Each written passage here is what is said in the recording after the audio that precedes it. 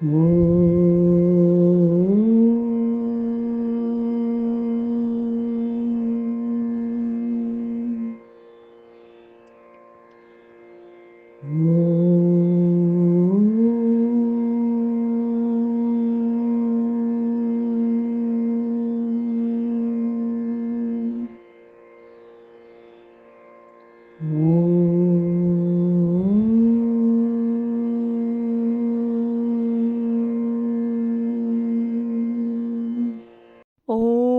Shri Ganeshaya Namaha. Om Shri Krishnaya Namaha.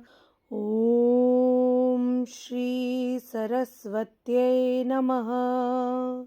Om Shri Gurubhyo Namaha.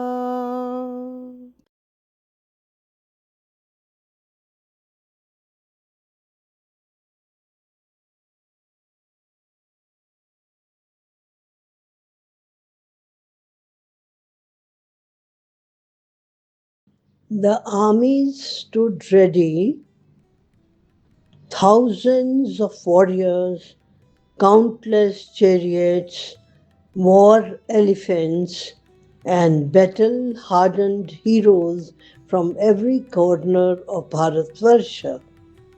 And yet, the first words of the Bhagavad Gita were not spoken by Krishna, neither by Arjuna.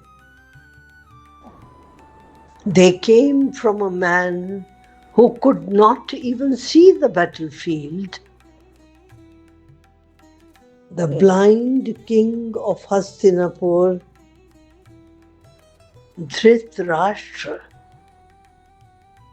spoke the first words, and with his question begins one of the greatest spiritual conversations in human history. Om Shri Paramatmane Namaha. Shrimad Bhagavad Gita Atha Prathamodhyayah.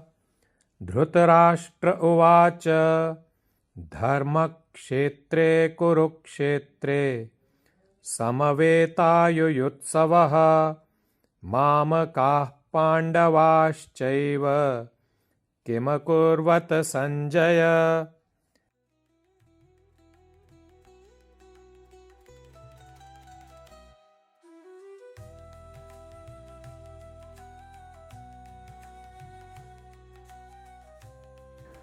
Simple meaning: Dhritarashtra said, O Sanjay, assembled on the sacred land of Kurukshetra, eager for battle, what did my sons and the sons of Pandu do?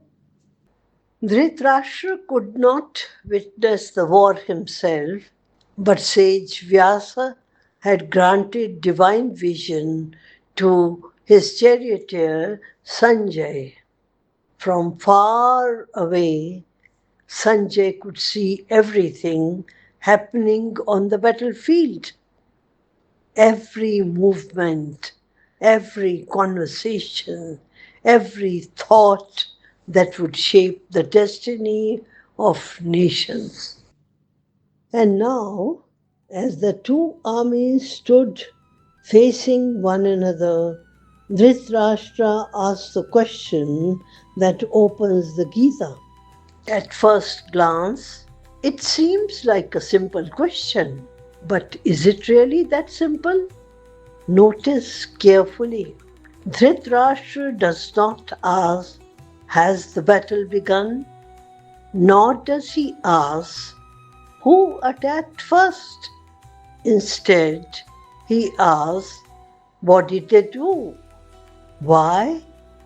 Because deep inside, he's uneasy. He knows that Kurukshetra is not merely a battlefield.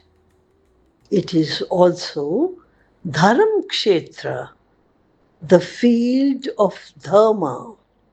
And perhaps he fears that the influence of righteousness might affect the minds of those gathered here. Now let's come to the two words Mamka and Pandava. There is another clue hidden in this verse. Dhritarashtra says, Mamka, my sons, and then separately Pandava, the sons of Pandu. He does not say our sons, he does not say our family. The Pandavas were his nephews, and in that sense they were Kauravas as well. Yet his attachment creates a division.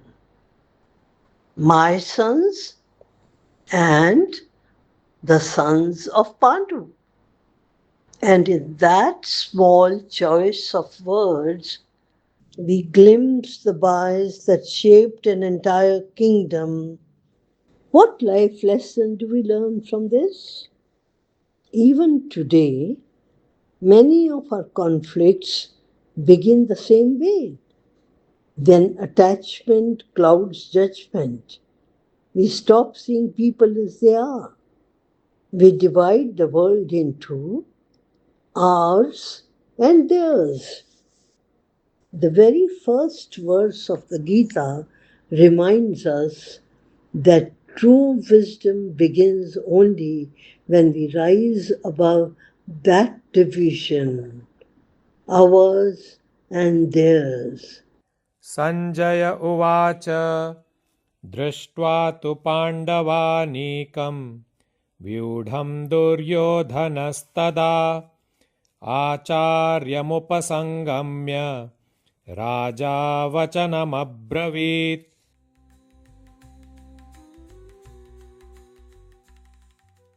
Simple meaning of the verse 2, Sanjay said, at that moment, seeing the Pandava army arrayed in a powerful battle formation, King Duryodhana approached his teacher Dronacharya and spoke these words.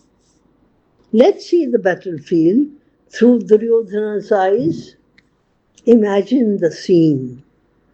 The battle is only moments away. The fate of kingdoms hang in balance. Duryodhana looks across the battlefield, and what does he see? Not merely soldiers, not merely banners. He sees Yudhishthira, the rightful heir to the throne. He sees Bhima, whose vows still echo in his memory. He sees Arjuna, the unmatched archer, and behind them, the disciplined strength of the Pandava army. For the first time, the reality of the coming war stands before him. Let's analyze the mind of Duryodhana. Duryodhana is often remembered for his pride, his ambition, his stubbornness. But in this moment, we see something else. A man carrying old wounds, old humiliations, old resentments, the memory of the Maya Sabha, the rise of the Pandavas, the fear of losing everything he fought to possess. Now there is a pertinent question. Why does he go to Drona? Notice what happens next. Duryodhana does not immediately begin the battle. Instead, he walks towards his teacher, towards Dronacharya. Why? Because even the strongest among us sometimes seek a reassurance when facing a difficult challenge. The confident face shown to the world does not always reveal the doubts lurking within. What are the life lessons to be learnt? Many people appear fearless, strong, certain, confident, but beneath that surface, they may be carrying anxiety, uncertainty, or old emotional wounds. The second verse reminds us that true confidence does not come from appearances, it comes from inner stability. Now, Duryodhana stands before Dronacharya. The battle has not yet begun, but the war of thoughts has already started. In his next words, we will discover fear, strategy, politics, and the mindset of a king preparing for the greatest war in history. Join us in the next episode as we continue our journey through the Bhagavad Gita. We'll be taking up one verse at a time.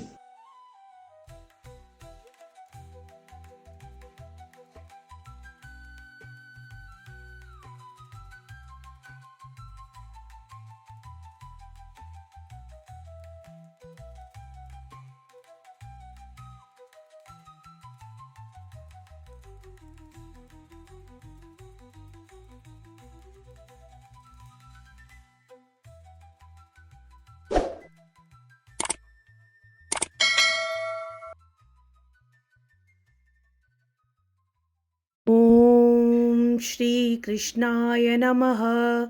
ॐ शान्ति शान्ति शान्तिः। हरि ओम्।